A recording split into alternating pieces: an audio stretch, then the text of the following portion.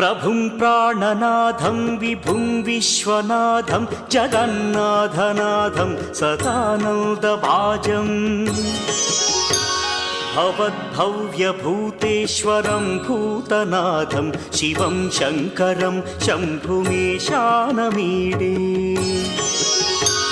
गळेरुण्डमालं तनौ सर्पजालं महाकालकालं गणेशाधिपालम् जटाजूटगङ्गोत्तरङ्गैर्विशिष्यं शिवं शङ्करं शम्भुमीशानमीडे मुदामाकरं मण्डनं मण्डयन्तं महामण्डलं भस्मभूषाधरन्तम्